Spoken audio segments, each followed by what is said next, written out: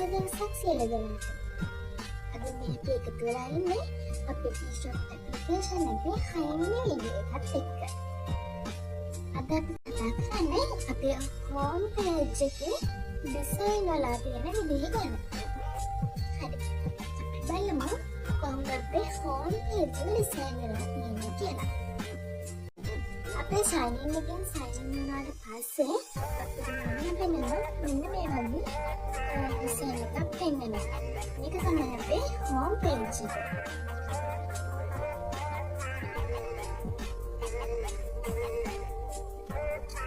මේකෙන් මුලින්ම මම add කරගෙන තියෙනවා මගේ header line එකක් මම add කරගෙන තියෙනවා. ඒක welcome කියලා customer name තියෙනවා.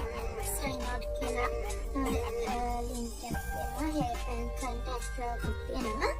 sell කියලා එකක් තියෙනවා. my e-shop කියලා මේ විදිහට list එකක් තියෙනවා. තව cart එක තියෙනවා. ඊට අමතරව මගේ search bar එකක් නම් add කරගෙන තියෙනවා. මගේ e-shop එකේ logo එක ඉස්සරහින් add කරලා තියෙනවා. මෙතනින් මම search bar එකක් add කරලා තියෙනවා. මම මෙතන category එක select කරන්න මේක normal search එකක category එක select කරලා මේක add කරගෙන තියෙනවා. ඊට අමතරව search button එකත් advanced කියලා වෙන advanced search කරන්න තමයි advanced එක උදාහරණ තියෙනවා. අපි ඒක ගැන ඉදිරියට කතා කරමු. මේ වගේ cursor එකක් add කරගෙන තියෙනවා. මේක මේ වගේ වෙනස් වෙන cursor එකක්.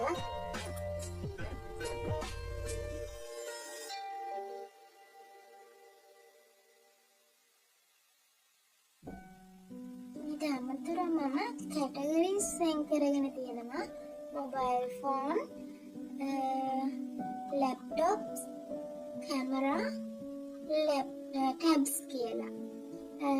ඊට අමතරව මේ categories වල model 4ක් විතරක් පෙන්වන්න තමයි හදලා තියෙන්නේ. තව models තියෙනවා.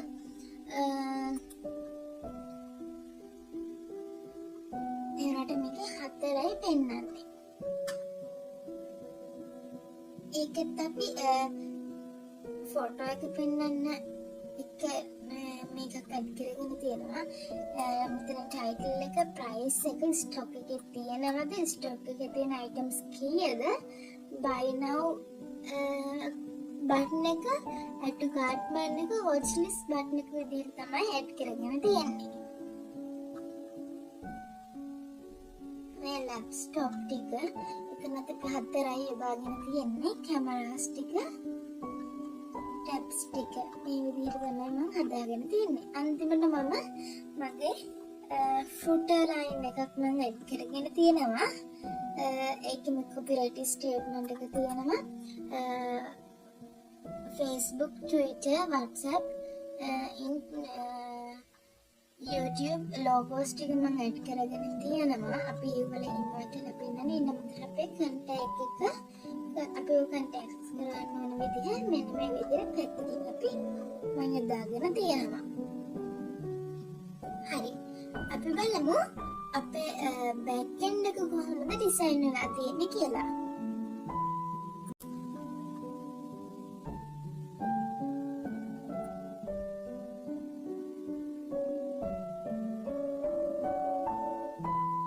e-shop එකේ back end එක design කරලා තියෙන්නේ.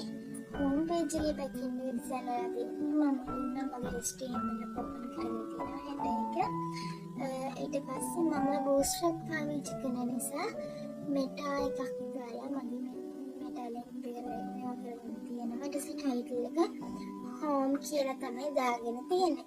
title එක අපිට පෙන්නන්නේ මෙන්න මේ විදිහට තමයි title එක පෙන්නන්නේ. ඊට අමතරව මම link කරගෙන තියෙනවා මගේ bootstrap එක. ඊට අමතරව bootstrap link ගන්න ඒක මම මේ විදිහට design කරගෙන තියෙනවා. මගේ style.cs එක මේ වගේ link කරගෙන තියෙනවා. මුලින්ම මම icon එක මම මගේ logo එක මේ විදිහට ඇඩ් කරගෙන තියෙනවා. මේක ඉන්නේ ටයිටල් එකේ ලෝගෝ එක. මෙන්න මේ ලෝගෝ එක තමයි මේ විදිහට ඇඩ් කරගෙන තියෙන්නේ.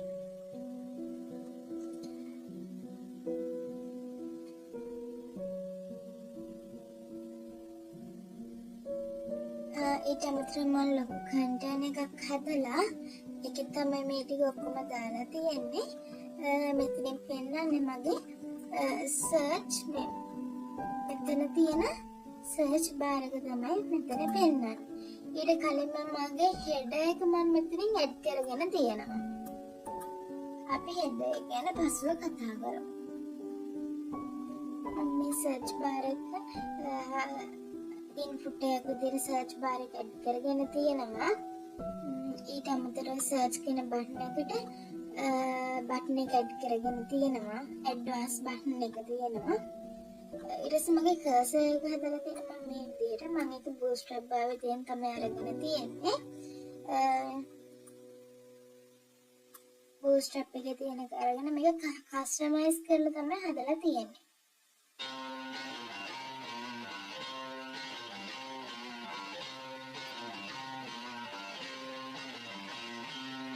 මම බූට්ස්ට්‍රැප් ගත්ත කර්සර් එක මම අරගෙන මගේ ඉමේජ් එකක් ඇඩ් කරලා තමයි තියෙන්නේ. මේක මගේ තියෙන්නේ මගේ රිසෝස් ෆයිල් එකේ ස්ලයිඩ් ඉමේජ් කියන එකේ තමයි මේ පික්චර්ස් තමයි මම ඇඩ් කරලා තියෙන්නේ.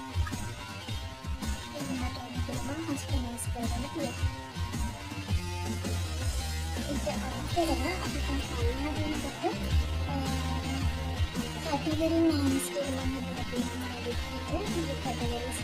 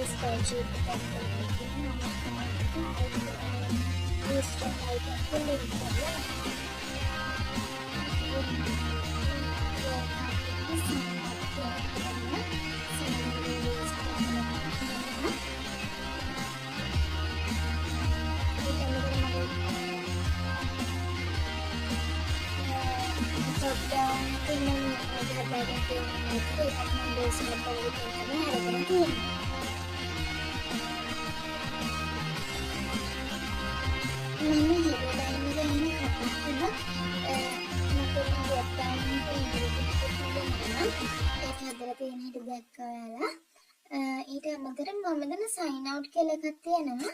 මේ sign out එක ටික් කරායින් පස්සේ මට අහපු වෙනම මැසේජ් මෙතන උඩින්ම වෙනස් වෙනවා sign in or register කියලා.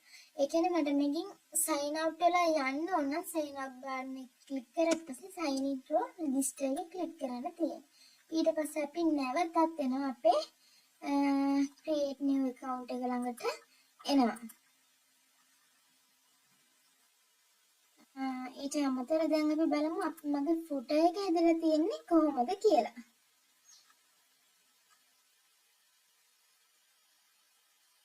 මගේ ඒකෙත් නම් footer.php කියලා අරගෙන තියෙනවා. ඊට අමතරව මම style sheet දෙක link කරගෙන තියෙනවා bootstrap සහ icon style sheet එක. මොකද මගේ footer එකේ icons කීපයක් මම add කරගෙන තියෙනවා. මෙන්න මේ විදිහට ඒක මම අරන් තියෙන්නේ bootstrap මගින්. ඒක තමයි මම bootstrap ලින්ක් එක අයිකන් ලින්ක් එක මෙතන රෙජිස්ටර් කරගෙන තියෙන්නේ. ඒකත් මම මුලින්ම div එක ඇතුලේ අරගෙන මගේ අර e-shop කියලා දාලා තිබ්බේ මෙන්න මේ ටික මේ කොටස මම මුලින්ම ලොකු div එක කොටස් 3කට වෙන් කරලා තමයි අරගෙන තියෙන්නේ. ඒ කියන්නේ මේ div එක මම කොටස් 3කට වෙන් කරලා ඒක ඇතුලේ තමයි මේ දාගෙන තියෙන්නේ. කොටස් 4කට. එක div එකක් ඇතුලේ තමයි දාගෙන තියෙන්නේ. මුලින්ම e-shop කියන එකේ e-shop එක හඳුන්වලා තියෙනවා. ඊට පස්සේ මගේ copyright statement එක මම මෙහෙමයි දාලා තියෙන්නේ. ඊට අමතරව මගේ icon ටික link කරගෙන තියෙන්නේ මේ විදිහට href එකක් විදිහට දාලා තමයි මම link කරගෙන තියෙන්නේ.